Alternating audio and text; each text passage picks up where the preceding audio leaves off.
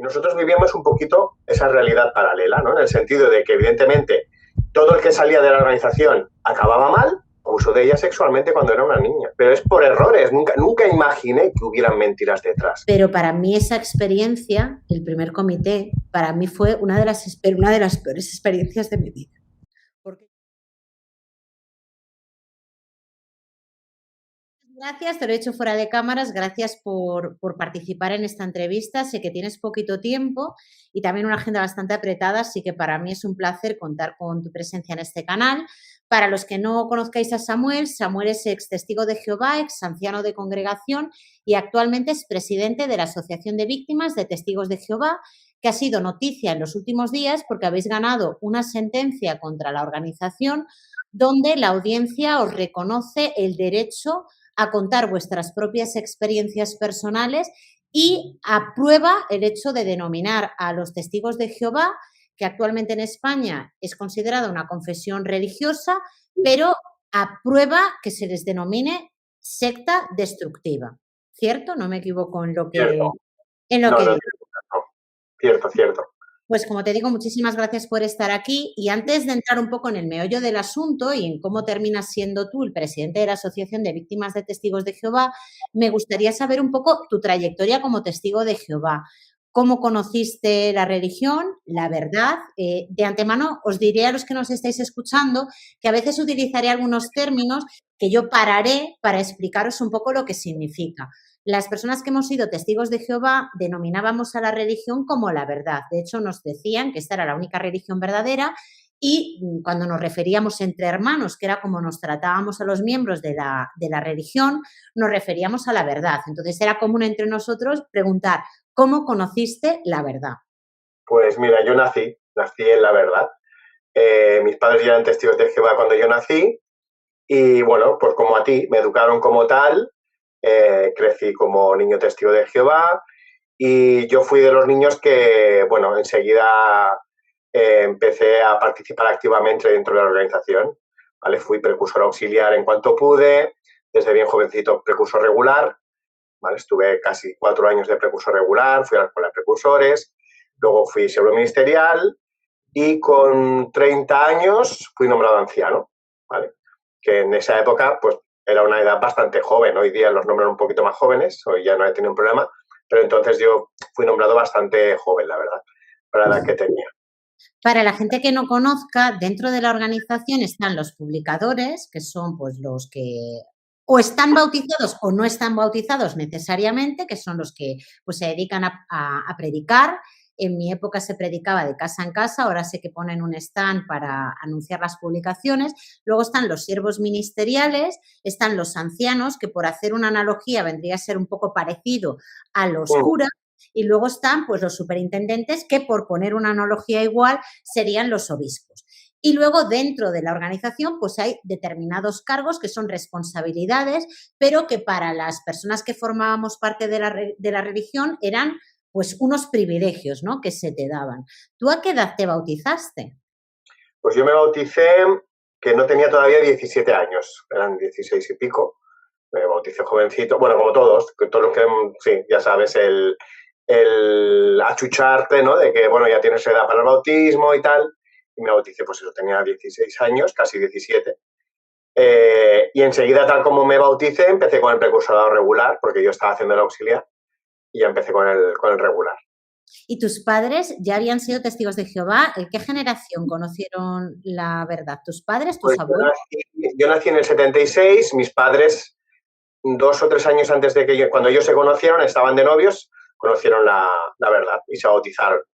Entonces yo nací ya dentro, mi madre ya estaba bautizada para el año 76 y bueno, y luego nació mi hermana y mi padre con el tiempo nos abandonó y fue expulsado y mi madre, pues bueno, continuó dentro de la organización, se volvió a casar con un anciano y bueno, y hasta la etapa en que yo empiezo a despertar, que es cuando ya empiezo a salir de la organización, ¿vale?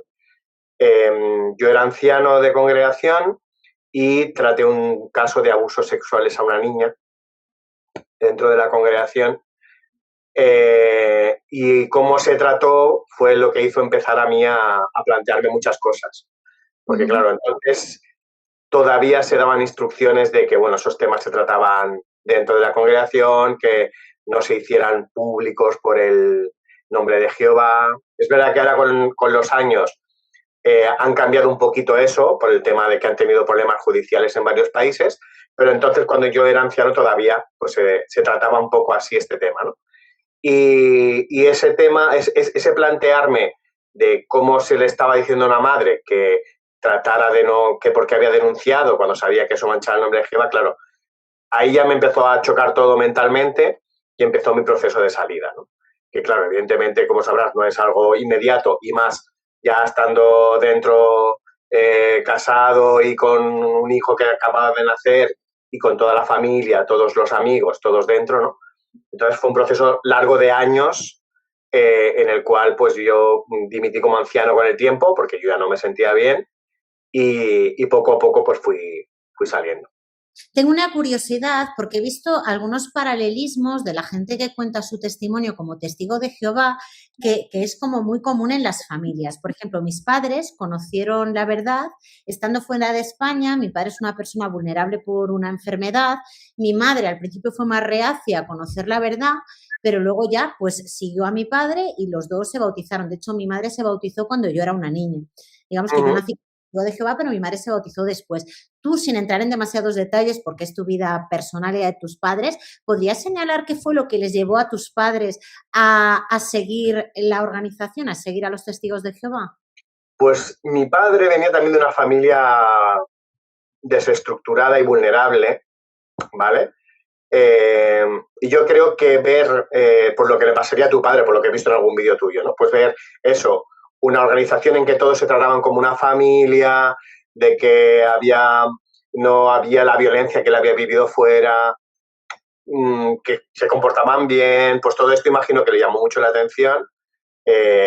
Mi madre sí que venía de una familia totalmente normal, pero bueno, imagino que como mi padre empezó, ella también empezaría, se vería arrastrada por él, y fue como entraron dentro de la organización. Sí, sí. Claro, Más es o menos que sería una historia similar, sí, sí. claro, cuando yo hablo con otros testigos de Jehová, nosotros hemos vivido algo como muy natural, sobre todo los que hemos nacido dentro de la religión y tenemos un despertar cuando salimos fuera. Y yo siempre digo, pues yo aprendí a vivir de nuevo después, pero lo cierto es que los testigos de Jehová, y esto es algo que me gustaría que tú me ayudaras a explicarle a la gente, tú vives en una burbuja dentro del mundo. O sea, nosotros los testigos de Jehová hemos sido criados en una burbuja idealizada en muchos casos, idealizada porque luego entraremos en las sombras, pero idealizada, que te hace sentir importante y al mismo tiempo protegido de las cosas malas del mundo. Y esto hay que vivirlo. Yo no sé si tienes una forma de explicarlo a la gente para que lo entienda, porque yo creo que los testigos de Jehová, por lo menos los que hemos sido niños dentro de la organización, nuestra imagen del mundo es una imagen muy distorsionada, y cuando me refiero al mundo es a la gente que no es testigo de Jehová, como malos, personas que no tienen valores, no tienen límites, no tienen principios, y por lo menos lo que nos muestran de la organización, y yo me lo creí, no sé si sería tu caso, por lo que me cuentas, sí, yo me creía que todos dentro eran buenos y que todos iban por el libro, y que lo raro era alguien que llevara una doble vida, ¿no? Y por eso señalabas a aquel que había cometido un pecado y demás. Y claro, yo cuando han pasado los años, yo me fui a los 18, he conocido a gente que ya no está dentro de la organización y me ha relatado cosas como lo que tú has dicho ahora, de esto no era lo que yo me esperaba, esto no es, o sea, eso se están tapando cosas, tapando cosas. Y yo eso, claro, para mí ha sido un shock. O sea, la primera vez que yo hablé contigo, que fue a raíz de la noticia de que se admitían las autotransfusiones de sangre, digamos como que muy apartada de esto desde los 18 años que me fui, yo tengo 42, pero reconozco, yo no sé si te pasa a ti también, que hay algo dentro como que no quiero negar todo lo que viví porque me hace sentir muy mal. O sea, hay gente que dice, no, les estás defendiendo. No, simplemente hay una parte de lo que yo viví que es cierta, que es como yo lo viví, mi experiencia, pero que también es muy doloroso saber que te han engañado. ¿Sabes lo que te quiero decir? Que te han engañado. yo cuando vi lo de las autotransfusiones de sangre, digo, llamé a mi madre, digo, mamá, es que nos están engañando, es que es mentira. O sea, nos están engañando, realmente. O sea, te están diciendo una cosa que te ha costado la vida, mucha gente le costó la vida, y ahora es mentira. Yo no sé si tú me puedes ayudar a explicarle a la gente cómo te sientes tú como testigo de Jehová. ¿Cómo Claro, te sientes? claro, yo me pasaba como, o sea, y me sigue aún alguna vez pasando como a ti, claro. Eso es parte, evidentemente, de un adoctrinamiento que hemos vivido como niños, porque esa era nuestra única realidad, ¿vale? Vivíamos, yo lo comparo con, hay una película que se llama El Bosque, ¿no? Que viven todos aislados y que no pueden salir de la villa porque se supone que fuera está el mal, ¿no? Y viven una realidad paralela. Y nosotros vivíamos un poquito esa realidad paralela, ¿no? En el sentido de que, evidentemente, todo el que salía de la organización acababa mal, que todo lo que sucedía fuera, evidentemente, era malo, que las personas de fuera, las personas del mundo, o sea, las personas que no pertenecían a los testigos, a pesar de que parecieran buenas, pertenecían al mundo de Satanás y que por lo tanto nos iban a hacer algo que nos iba a apartar de Dios, y por tanto creces con esa idea y sobre todo, a mí lo que más se me quedó es que la organización nunca mentía, ¿vale? Y que todo lo que hacía era que podían haber equivocaciones, pero que evidentemente nunca hay ni mala fe ni mentiras, ¿no? Y yo, cuando salí, te lo juro que yo seguía con esa idea, ¿no? Yo. Sí. Bueno, sí, es verdad que hay cosas que no me cuadran, que no me han cuadrado durante estos años, pero es por errores. Nunca imaginé que hubieran mentiras detrás. Entonces, claro, cuando entré en la asociación y, por ejemplo, vi y escuché los audios del juicio, donde directamente decían lo de los expulsados era mentira, yo decía, pero ¿cómo puede ser que mientan descaradamente? Además, representantes de la organización, como Aníbal Matos, ¿no? O sea, es que eso así, yo no sé cómo habrán podido explicar, o a lo mejor la gente que es testigo de Jehová realmente está al margen de esto porque tiene esa historia de no ver testimonios de tal, pero yo te puedo asegurar que el grupo de gente que conozco yo, que nunca se ha metido, yo jamás he hablado mal de los testigos de Jehová, siempre he hecho una distinción entre lo que son las creencias que yo no me creía, porque a mí no me expulsaron, yo me fui porque no me lo creía. Y te lo prometo, Samuel, yo era incapaz de llevar una doble vida. O sea, yo me fui por lo que te dicen de que Dios lee el corazón y que de nada te vale estar haciendo el paripé si realmente no estás sintiendo lo que estás haciendo o diciendo. Yo me fui por eso, pero yo no me fui mal en el sentido de con resentimiento, con dolor. Y yo a veces cuando intento explicarlo a mi audiencia y me ven ex testigos de Jehová y dices, les estás blanqueando, digo, no, yo me fui por otros motivos, a mí no me expulsaron, yo me fui porque no me lo creía, pero tengo que reconocer que para mí a día de hoy, y han pasado 20 años, sí, ha sido muy doloroso, pero muy doloroso al nivel de como que se hubiera roto una parte de mi vida. Sí, un desengaño de una relación, sí. Muy doloroso, de verdad. El día que yo hablé contigo, que acababa de suceder esta semana, yo llamé a toda mi familia, a mi madre, a mi hermana, diciendo, ¿pero esto qué es? O sea, como que estás al margen y de repente te encuentras de bruces con la realidad y escuchas que te dicen, ¿era cuestión de conciencia no hablar a los expulsados? O lo de que no estaban inspirados por Dios, cuando eso era una máxima, era una máxima. Y ha habido gente que yo creo que siguen siendo testigos que me dicen, ¿en qué atalaya, en qué despertad, que son las publicaciones, estaba eso de que estaban inspirados por Dios? No sé si ha quedado rastro de eso, pero yo os puedo asegurar que esto nos lo decían en los discursos día tras día, que eran inspirados por Dios, que las normas de la organización eran inspiradas por Dios. Cualquiera que sea testigo de Jehová sabe que eso es así.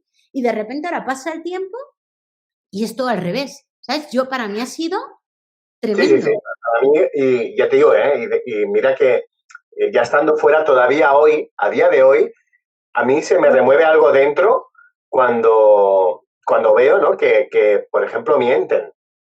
Porque me sigue chocando todo, o sea, todavía mucho me resulta muy chocante mentalmente porque, claro, yo me he criado con la idea de que no mentían, de que todo lo hacían por nuestro bien y que evidentemente podían haber errores, pero nunca de mala fe, ¿vale? Sí. Y entonces, claro, para mí eso fue un choque mental y me imagino que para muchísima gente, o sea, por ejemplo, con el documental de HBO, ¿no? Lo que más nos ha escrito la gente ex testigo es cómo se quedaron de piedra al ver mentir sobre el tema de los expulsados, ¿no? Es que eso para mí ha sido, o sea, yo te puedo garantizar que mi madre, cuando yo grabé el vídeo, mi madre es testigo de Jehová. Mi madre sabe que todo lo que he dicho en ese vídeo es verdad. O sea, no podría mirarme a mí, mi madre, siendo testigo y decir, me estás mintiendo, porque no he mentido en nada. O sea, necesitaba soltarlo. Digo, hemos vivido en una mentira, pero los que estábamos dentro, los testigos de Jehová, la mayor parte de nosotros nos lo hemos creído. Y la alimentábamos.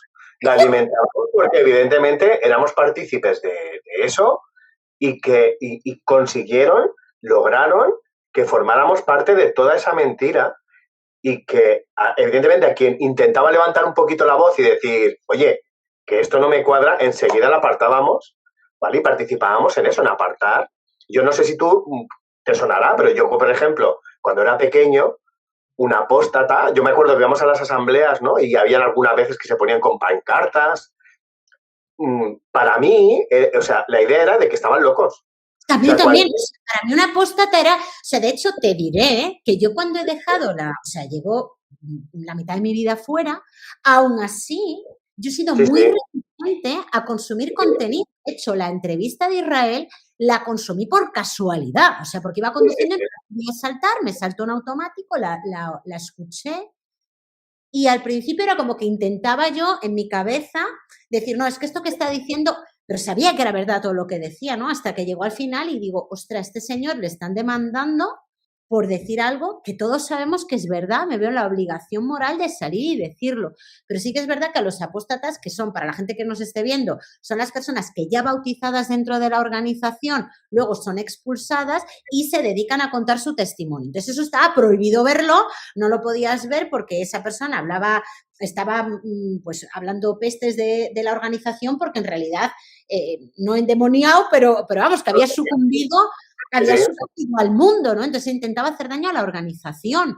Y claro, eso yo no lo consumía. Por eso te digo que para mí ahora que he hablado con gente, la madrina de mi hijo, que es ex testigo de Jehová, yo he tenido verdaderas discusiones con ella hace 3 años, porque ella me hablaba de los testigos de Jehová mal y yo le decía, Maite, supéralo.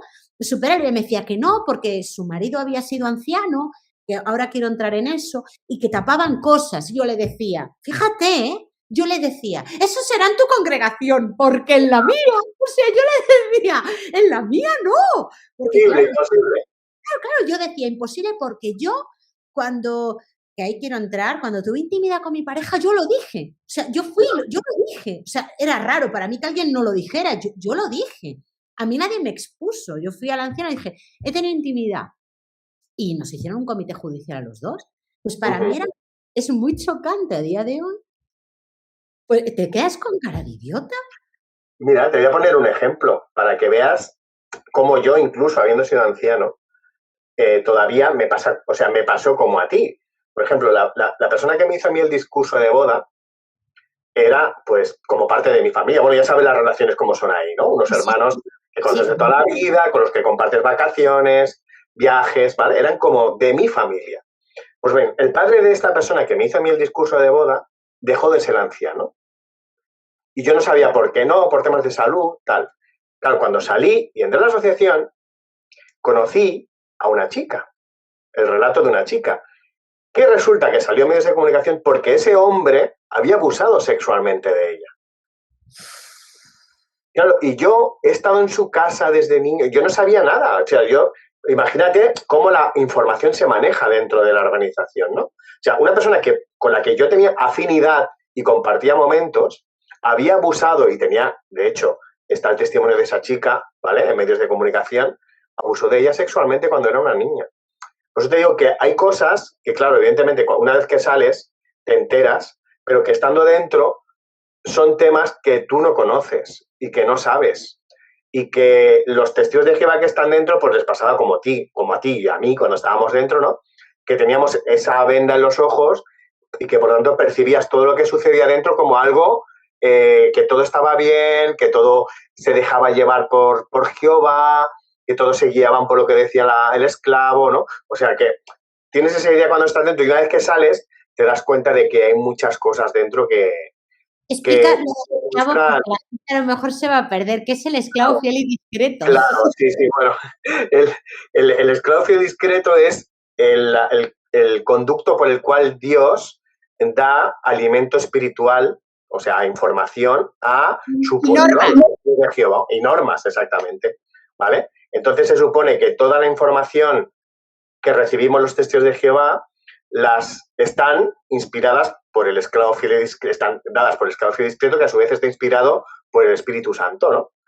Entonces se supone que todas las normas y toda la información que recibimos como testigos de Jehová, aunque pueda tener un error humano o de interpretación, pero todo está inspirado por Dios, ¿vale? Y por lo tanto no es algo malo, tiene que ser algo bueno, aunque digas, uy, esto no me cuadra, no, pero algún motivo bueno habrá para que nos lo diga. Madre mía, para mí, a día de hoy, fíjate que han pasado años, está siendo como un despertar que a la vez me da miedo. O sea, se me eriza, me da miedo, digo, qué fuerte, porque mi forma de ser y mi identidad se construyó dentro de una secta, donde yo pensaba que todos eran como yo, que todos los que cometían un pecado iban y lo confesaban. Y si no, la verdad saldría a la luz porque Dios no permitiría que alguien que está haciendo algo malo estuviera manchando el nombre de Jehová. Entonces yo, obrando con toda esa coherencia, me voy a los 18 años y aún así pienso que todo el mundo dentro, aunque yo no comparta sus creencias, estaba haciendo lo mismo que yo hacía cuando estaba dentro. O sea, el mundo al revés. Entonces, a de aprender a vivir de nuevo, yo ahora miro hacia adentro y digo, ¿cuánto dolor? Pues sí. ¿Cuánto dolor, Dios mío? Porque ha habido gente, y aquí es donde te quiero preguntar a ti como anciano, porque el otro día recibí un montón de comentarios de gente que me dice, ¿por qué no has investigado? Porque el libro de los ancianos está en internet. Porque yo, francamente, cuando me fui, hice mi vida, pasé página, digo, bueno, soy coherente, yo no creo, respeto, sí que reconozco que les he defendido, pero porque era defender una parte también de mi vida. Sí, evidentemente pertenecían a ti. Claro, o sea, yo siempre me he considerado, aunque no sea testigo de Jehová, parte de eso y reconozco que cuando les veo por la calle, siento que son algo mío, no sé cómo explicarlo, siento que son hermanos, siento que son hermanos y no quiero que les pase nada malo. Pero claro, ahí es donde viene la historia. Yo cuento, tuve intimidad con mi novio cuando yo tenía 17 años, yo lo cuento y a mí no me expulsan. Yo me arrepiento y a mí no me expulsan. Yo no he indagado en ese libro, pero mucha gente me ha escrito y me dice que por lo que yo conté, a todo el mundo le expulsan. Entonces yo te quiero preguntar a ti, desde el desconocimiento absoluto del libro de los ancianos, ¿por qué a mí no me expulsaron? Yo no tuve una relación sexual completa. Yo lo conté, yo no tuve ningún tipo de placer, al contrario, y lo conté desolada. O sea, dicen que es por las lágrimas. No, yo es que realmente estaba arrepentida. O sea, lo conté porque yo no podía dormir. O sea, es que esto quiero que la gente lo entienda. Habrá testigos de Jehová, ahora sé que sí, que hacían una doble vida y ya está, y estaban ahí por mantener a su familia, pero no era mi caso. O sea, yo era como, Dios mío, ¿qué he hecho? Dios me ha visto, me van a destruir en el Armagedón. Entonces yo, el Armagedón, para la gente que no lo sepa, es la guerra de Dios, es decir, cuando Dios vendrá y aniquilará a los injustos y se salvará el pueblo de Dios, que en mi época sí que puntualizaban que no tendrían por qué ser necesariamente testigos de Jehová, pero que serían personas que nunca hubieran oído hablar de los testigos de Jehová, ¿sabes? Por supuesto, los apóstatas estaríamos todos muertos y masacrados. Todos muertos. Muy muertos. Entonces, claro, yo con ese miedo fui y lo confesé. ¿Por qué a mí no me expulsaron? Porque lo que marca la expulsión es el grado de arrepentimiento de la persona. Entonces, si puede ser el pecado que sea, pero si tú estás arrepentida y demuestras arrepentimiento, ¿vale? Por el hecho de que lo hayas confesado tú y no te hayan descubierto, por cómo te muestras en el comité, ¿vale? Pues si demuestras, pues eso, verdadero dolor, si se lo confiesas a Dios en privado, todo eso son obras de arrepentimiento, ¿vale? Y entonces, debido a que tú demostraste arrepentimiento, el comité decidió que no debía ser expulsada. Pero hay ¿vale? gente que se arrepiente porque luego hace esa penitencia para volver a entrar, de ir a las reuniones de que nadie te hable. Claro, Porque, ¿cómo valoran el arrepentimiento? es que ahí vamos, porque son tres personas ante las que tú no tienes defensa, o sea, no hay defensa. Ellos son jueces, fiscales y abogados, ¿no? En el sentido de que ellos deciden sobre tu vida. Entonces, eh, entran ahí pues ya cuestiones personales. Si esa persona te cae mejor o peor, pues evidentemente también influirá en tu decisión, ¿no? La decisión que tomen. Y también pues dependerá de cómo vieron a esa persona que dice que se arrepintió. Igual el cuerpo de ancianos pues no vio arrepentimiento en esa persona y por eso la expulsó. ¿Vale? O sea que ¿Tú estuviste en algún comité? Sí, ¿verdad? Porque lo que me has sí, comentado. sí, sí, tuve la desgracia de estar, sí. Yo te voy a contar cómo fue el mío. Yo tuve dos. Uno, siendo testigo de Jehová en activo y otro como inactiva cuando mi hermana se iba a casar. Qué duro es eso, ¿eh? Sí, es muy duro. Qué duro. Yo soy abogada y he estado en juicios como abogada. Uh-huh. No tiene nada que ver. O sea, No, la no, gente no. se imagina esta escena. El comité judicial que me hicieron a mí, lo hicieron en la segunda sala porque dentro del Salón del Reino, por lo menos en las congregaciones en las que yo he ido, y seguramente en la tuya igual, había el Uh-huh. Salón del Reino donde se hacían los discursos y se estudiaba la atalaya, y luego había una segunda sala que era más pequeñita para Uh-huh. hacer mejor la salida a predicar o para hacer las asignaciones. Se dividían en dos, los que tenían las asignaciones, que son las demostraciones sobre cómo se publica, o sea, son como teatrillos, unos tenían ahí la asignación y otros en la segunda sala, como que se dividía en un momento dado la congregación en dos en una misma reunión. Pues en esa segunda sala, que había como 3 filas de butacas, como las de los cines, yo recuerdo entrar ahí una tarde, además con todas las luces apagadas del salón para ahorrar Sí, solo sí. las luces de la segunda sala, y llegar allí yo con mis 16, 17 años, creo que tenía 16 años, menor de edad, sin mis padres, sin nadie, tú solo, Sí, sí. y 3 ancianos de la congregación, 3 que iban con la Biblia. Y yo no sé si llevaban el libro de los ancianos o qué. Sí, lo Pero llevaría. yo me senté allí y era horrible, o sea, fue horrible, o sea, lo recuerdo perfectamente. No era capaz ni de sostenerles la mirada, porque ellos se sentaron delante de mí los 3, yo me senté en la primera fila y me empezaron a preguntar, me empezaron a decir que contara primero lo que había pasado y después de contarlo, qué vergüenza, porque imagínate contar cómo has tenido intimidad con tu pareja, una niña de 16 años. Empezaron las repreguntas. ¿Dónde te tocó? ¿Cuántas veces te tocó? ¿Dónde le tocaste tú a él? ¿Qué sentiste?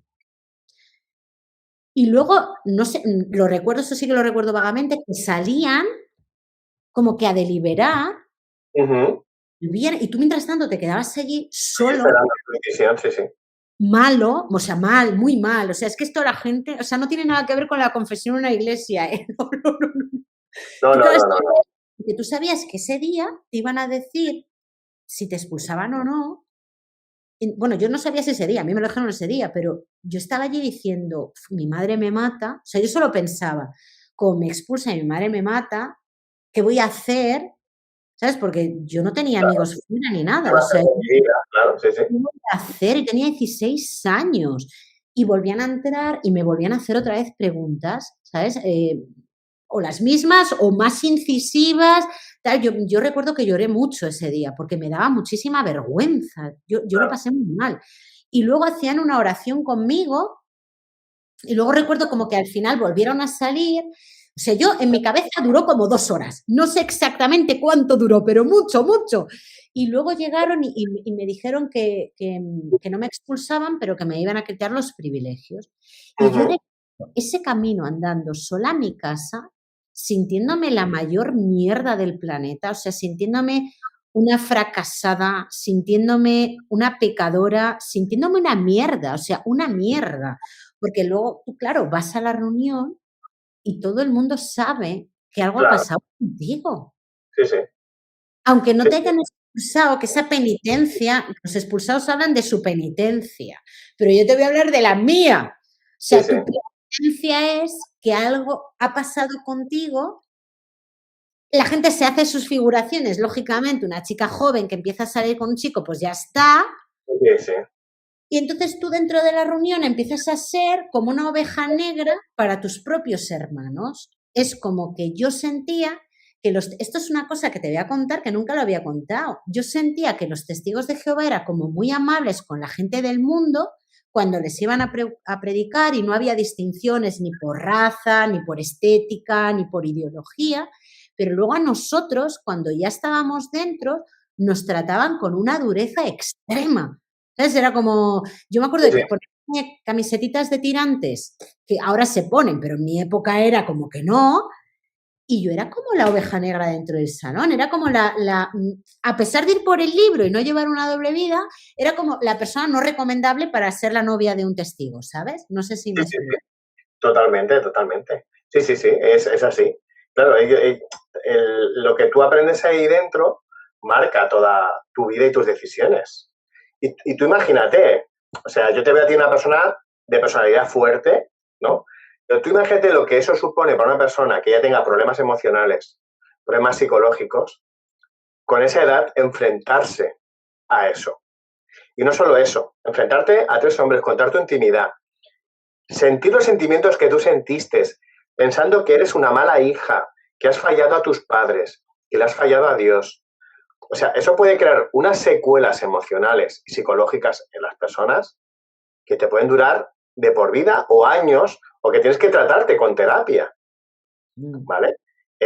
O sea, es una experiencia muy dura, porque lo que tú has dicho, la gente no puede imaginarse el sentimiento de dolor, de dureza, El propio. eh, No era el propio, propio. propio, ¿eh? Estoy hablando de propio, de la persona que se enfrenta a algo así, porque es que sabes que tu vida está en juego en el sentido de que te van a dejar de hablar, de que tu familia te va a hacer cruz y raya, de que en casa vas a ser considerado un mal hijo o un mal padre. O sea, va a suponer un cambio radical en tu vida, una decisión de esas tres personas. Mira, yo en el vídeo en el que conté mi experiencia pasé un poco de soslayo sobre esto porque yo quiero mucho a mi madre y entiendo que mi madre pues también está bajo ese influjo, ¿no? Pero para mí esa experiencia, el primer comité, para mí fue una de las, no quiero llorar, pero una de las peores experiencias de mi vida.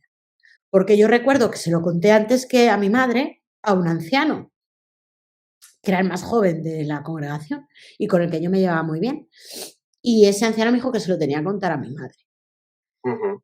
Cuando se lo tuve que contar a mi madre, o sea, literal que me metió una paliza. O sea, tú imagínate, yo ahora pienso en mi hijo, Pues que sí. me viene a contar algo que es bonito, o sea, su primera experiencia íntima con alguien, Que se ha y que enamorado.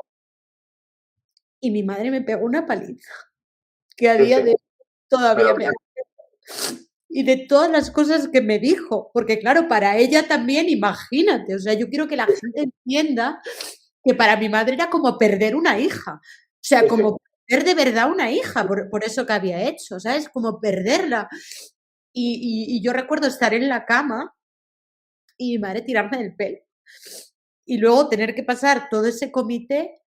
Fíjate, nunca he hablado de esto porque es verdad que sigue habiendo mucho dolor. Y dices, jo, luego ahora que han pasado tantos años, era todo Sí, mentira, ¿sabes? sí. Era todo una mentira. Y tú has estado ahí cumpliendo como un idiota y era todo mentira.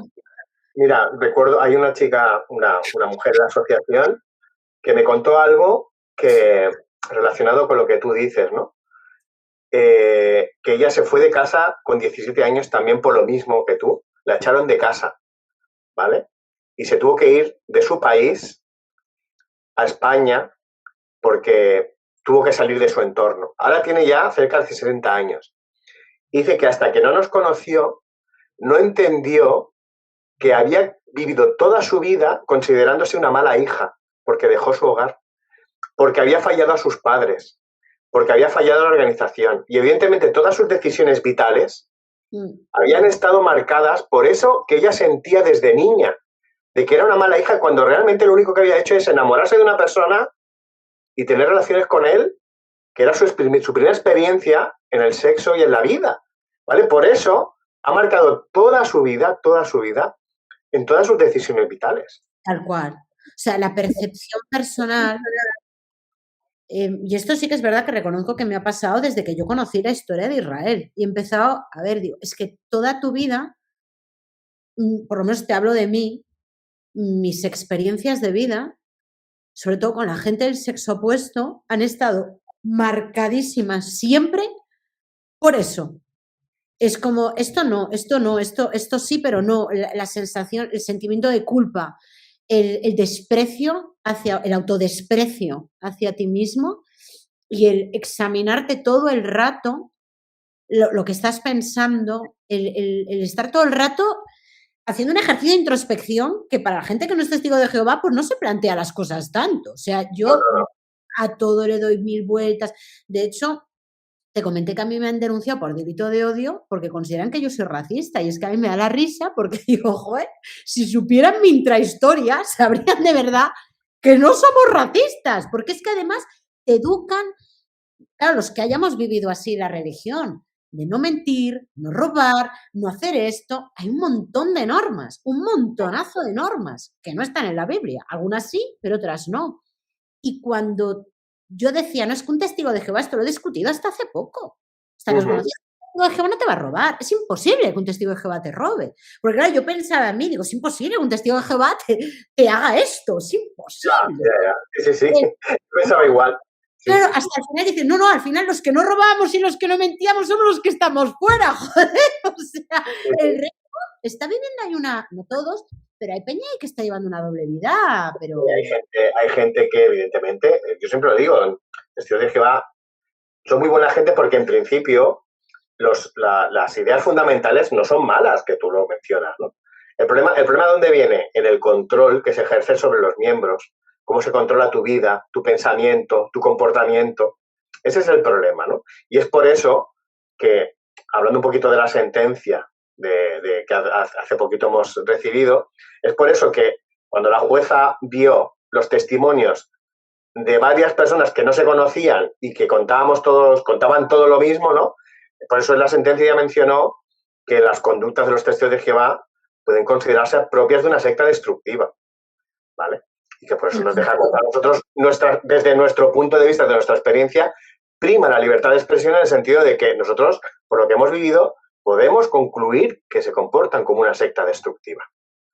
Y eso nos da la razón. Yo te diré, o sea, yo nunca me vi en la tesitura de tener que denunciar a un hermano porque debiera haciendo algo que no estaba permitido, pero cuando la gente piensa que yo les he defendido, yo simplemente creo que el que denuncia a su hermano, no siempre, pero la mayor parte de las veces es porque él considera que lo que está haciendo es correcto, porque en el momento en el que tú ves que otro hermano se está descarriando, tú tienes, como hermano que eres, la obligación de ponerlo en conocimiento de uno. Pero tú fíjate que ese control es el mismo que ejercían, por ejemplo, en la Rusia stalinista, donde hijos denunciaban a sus padres porque pensaban que estaban haciéndole un bien a su padre porque estaba yendo en contra del régimen. O sea, las técnicas de control y manipulación son las mismas, independientemente de sea un grupo religioso o no sea un grupo religioso, ¿no?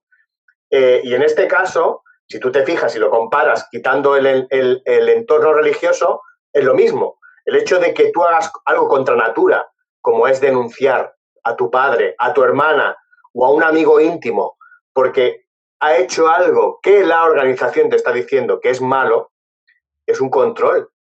Sí, porque además quiero que la gente sepa que la conciencia de un testigo de Jehová la tiene como hiperdesarrollada. O sea, yo el sentimiento de culpa, simplemente por pensar, y les voy a poner un ejemplo, la masturbación está prohibida. Yo jamás lo hice, pero solo la idea de que se te pase por la cabeza o de sentir un mínimo placer ante un roce, a mí ya me hacía sentir muy mal. Y me acuerdo de ser muy pequeña y de orar a Dios por las noches, o sea, para que la gente entienda que no es un postureo, no, es que te condiciona tu vida totalmente. O sea, de ser un niño pequeño y que te dieran los caramelos y yo no querer cogerlos, pero a veces la profe me presionaba y los tenía que llevar y tirarlos a la basura al salir y pensar que había hecho mal y yo se lo contaba a mi madre, y luego encima mi madre me reñía y, o sea, esto qué mierda es. Sí, sí, y más para un niño, claro, es que eso condiciona toda tu vida, lo que decíamos, ¿no? O sea, marca quién vas a ser, cómo te comportas, cómo te vas a comportar, ¿no? Porque no deja, un niño es una esponja y lo que vive en su entorno evidentemente condiciona lo que va a ser como adulto, ¿no? Y eso Totalmente. nos ha pasado a todos.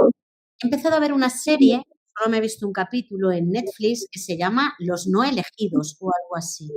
Si tienes la oportunidad, mírate No el la, primer. no la he visto. Sí, debe ser similar, ¿no? No la he visto. Pues si ves el primer capítulo, dices, Dios mío, hemos vivido lo mismo. O sea, hay una escena en la que uno de los miembros, que es amigo íntimo de otro, saca un teléfono móvil y no lo puede usar. Y se lo rompe y el otro confía en que no le vaya a denunciar y le denuncia. Y luego les separan y lo meten, lo meten en una sala. Es que es lo mismo. Y el otro le abraza y le dice, lo hago por ti, porque lo hago por ti, no lo entiendes.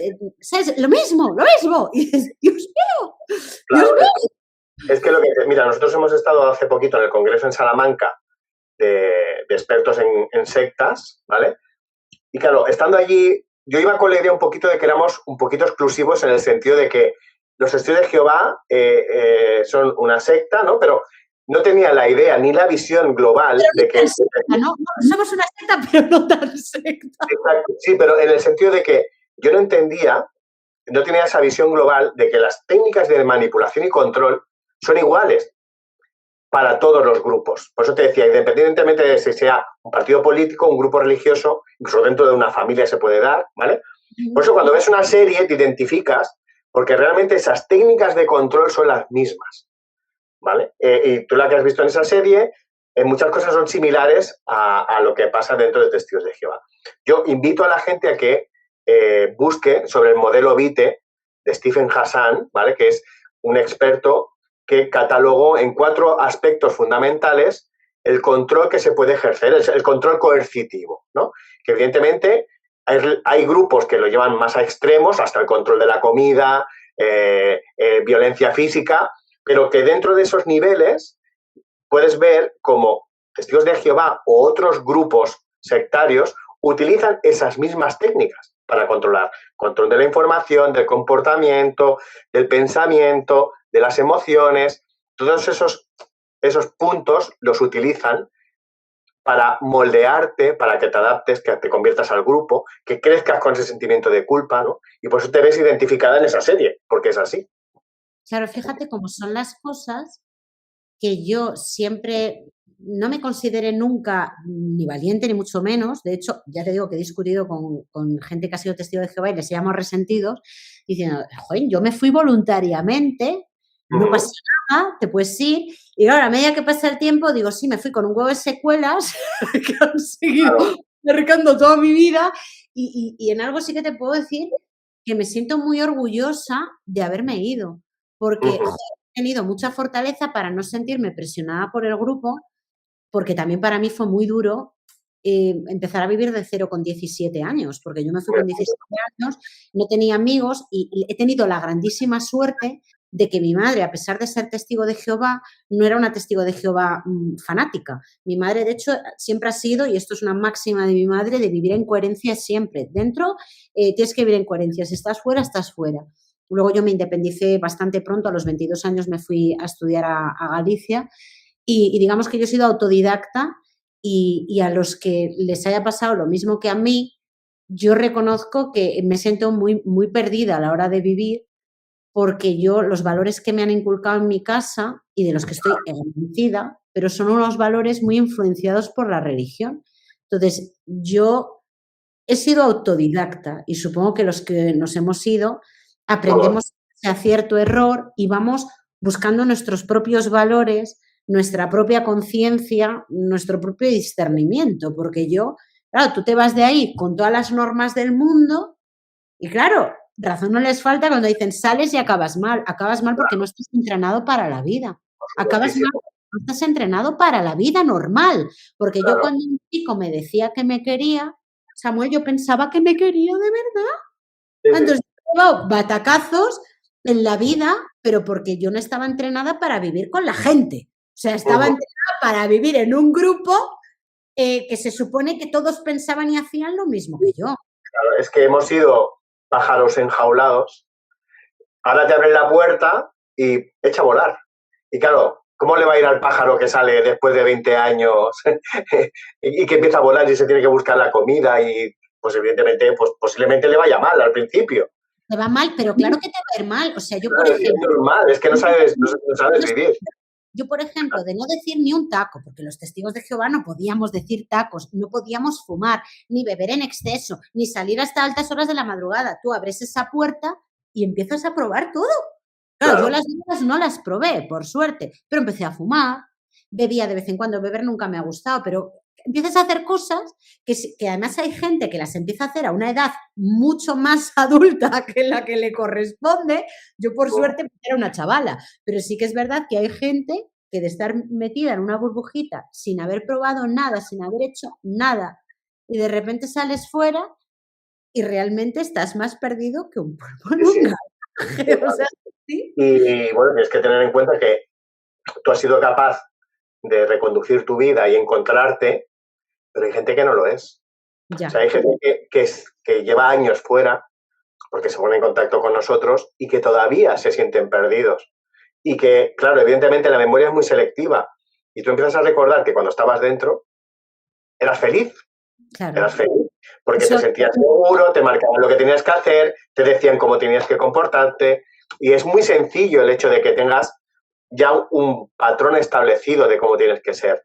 Lo complicado es ahora encontrarte a ti mismo y hay gente que no es capaz de hacerlo y que sí, necesita terapia, necesita ayuda y los hay incluso que vuelven porque se sienten más cómodos dentro de la jaula, se sienten más cómodos dentro de la jaula que con la libertad que puedan tener fuera, ¿no? eso Porque es es lo que verdad. han vivido toda la vida. Yo cuando he estado mal, o sea, que me han pasado cosas como a todo el mundo le pasan, sí que es verdad que durante estos 20 y pico años pensaba, La jo, es vocecita, la claro, vocecita. yo tendría, ¿sabes? Cuando he tenido algún fracaso, yo estaría casada, yo tendría mis hijos, todo estaría bien, tal. Pero mi problema es que yo no me lo creía. Y como no me lo creía, yo no podía, es que de verdad que no podía. Era como que me creía por una parte lo de que Dios lo ve todo y yo no podía estar dentro haciendo un paripé que no me estaba creyendo, ¿sabes? Si hubieran venido a por mí, porque ahí no hemos entrado, sé que tienes poco tiempo y en breve ya te despido, pero dentro de las reuniones, dentro de la congregación, hay clases y clases. Están los que siempre, pues, su familia lleva siendo testigo de Jehová desde que se fundó la religión, y luego Ujú. estamos los que estamos dentro, hacemos lo Sí, que, pero no tenemos esa clase, ¿no? sí, Y sí, cuando sí, sí. me fui, que lo dejé con ese chico y me fui, él era de una familia que estaba mejor considerada y de toda la vida, y le apoyaron a él y por mí no volvieron. Yo Ya. no sé qué hubiera sido de mí si hubieran vuelto a por mí. Volvieron 3 años después o 4 años después, no sé lo que había pasado, cuando me vieron fumando, ¿sabes? Para pedirme cuentas.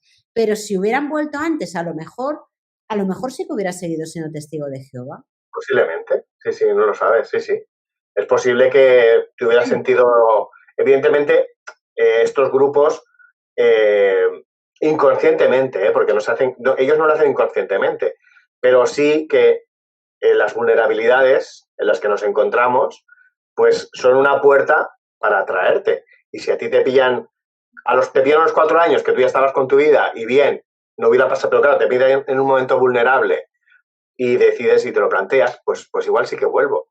Porque piensas que igual vas a ser feliz de nuevo ahí dentro, ¿no? Mm. Es complicado, es complicado. Y para la gente que no conozca a los testigos de Jehová, es una seguridad muy grande saber que tú te vas a otro país o tú te vas a otra ciudad de España y dices, soy Begoña Gerpe de la congregación tal de León y te van a aceptar como un hermano. O sea, te van a abrir las puertas literalmente de su casa y te van a ayudar en todo. Y eso no se puede decir de No, no, no. todos. Entonces, Eh, claro, la gente que es testigo de Jehová, pues está ahí.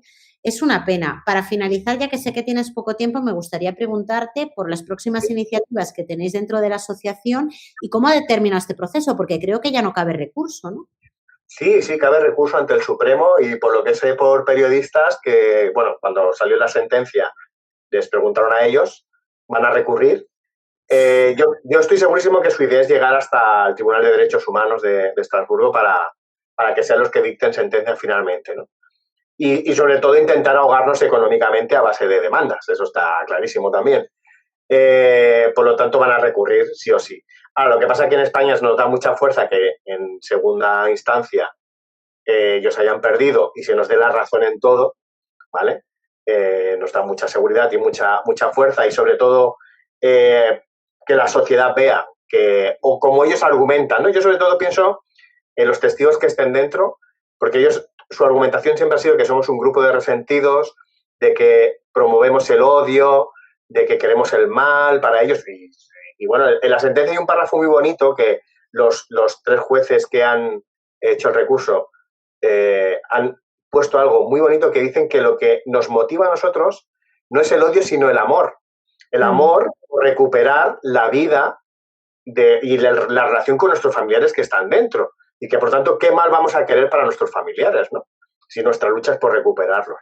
Y, bueno, nuestras próximas iniciativas, seguir visibilizando porque somos conscientes de que los cambios que están habiendo, por ejemplo, el de la sangre, más reciente, son motivados por la presión que estamos ejerciendo desde fuera otras personas y nuestra idea es que los que estén dentro puedan ser más libres y tener más libertad en cuanto a sus decisiones, ¿no? Claro, yo no quiero que prohíban a los testigos de Jehová. No. O sea, nosotros lo tenemos bien claro. Nosotros creemos en la libertad de religión, que cada uno crea en lo que quiera. Si uno quiere ser testigo de Jehová, que lo sea. Pero al igual que tienes la libertad para entrar, que tengas la libertad para salir. Que nada condicione el hecho de que tú decidas en qué creer y en qué no creer, o qué haces con tu vida y qué no haces con tu vida. Eso es lo que separa a una secta de lo que no es una secta. ¿Vale? Yo soy católico, pues puedo ir a la iglesia o no puedo ir, pero no condiciona mi vida ni la relación con mis familiares y amigos. No, pues lo mismo tendría que ser con este grupo religioso, ¿no? Y seguiremos eso, luchando, visibilizando y dando a conocer pues estas prácticas con la idea de que vayan cambiando. Mira, el hecho de que tú, por ejemplo, te hayas enterado, ¿no? Cuentes tu experiencia y que sin conocernos, porque tú y yo no nos conocíamos de nada, tengamos tantos puntos en común, hayamos vivido tantas cosas, muestra que no estamos mintiendo. O sea, es imposible que nosotros mintamos, por ejemplo, con el tema de los comités judiciales, porque sabemos, lo hemos vivido, sabemos lo que es, ¿no? Y en el juicio, por ejemplo, Niver Matol dijo que los comités judiciales no existían. Que se llaman comités eclesiásticos. Yo lo único que digo es que cada uno diga lo que quiera, pero por favor, decid la verdad. O sea, yo es que es lo que decid la verdad. O sea, no nos tratéis a los demás como locos, decid la verdad, porque además hay muchos testigos de Jehová que están pendientes de ese juicio y que están alucinando en colores.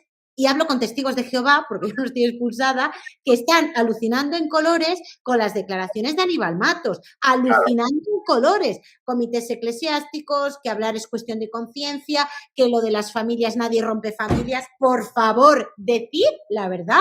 Es que es así. Sí, siempre lo digo, si realmente creen que es un mandato de Dios, o sea, si ellos están tan... O sea, yo no cogía caramelos como tú cuando era niño porque pensaba que Dios no quería. Claro. ¿Vale? Y tenía que plantarme delante de 20 y pico niños y decir, no celebro mi cumpleaños, ¿vale? Demostrando ahí un valor que estoy siendo un niño. Pues si eso viene de Dios, tened las santas narices y ser tan valientes y decir, no, es que no hablamos con los expulsados porque Dios no quiere. ¿Por qué mentís? ¿Por qué mentís? Es que ahí está. Demostrar la misma valentía que nos pedíais a nosotros. Exacto. No hay más. Pues Samuel, lo que esté en mis manos podéis contar conmigo. Si me necesitáis como testigo, si necesitáis con los conocimientos que tengo como abogada, yo me pongo a vuestra entera disposición y si puedo sumar un granito de arena, como te dije la primera vez que hablamos, yo estoy dispuesta a decir la verdad, pero la verdad en mayúsculas. No, que hayas tomado la valentía de dar ese paso de hablar sobre tu experiencia y que haya llegado a tanta gente, ya ayuda, ¿no?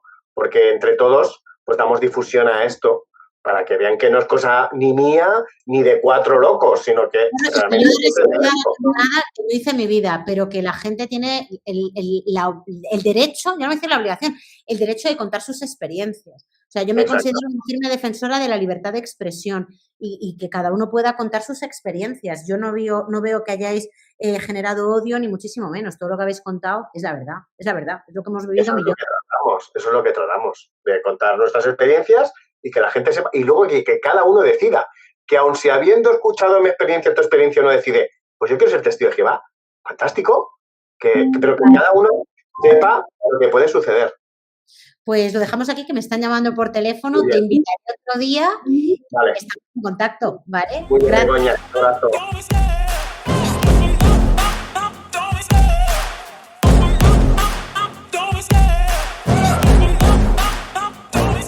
I love the chase and the hunt, and I set the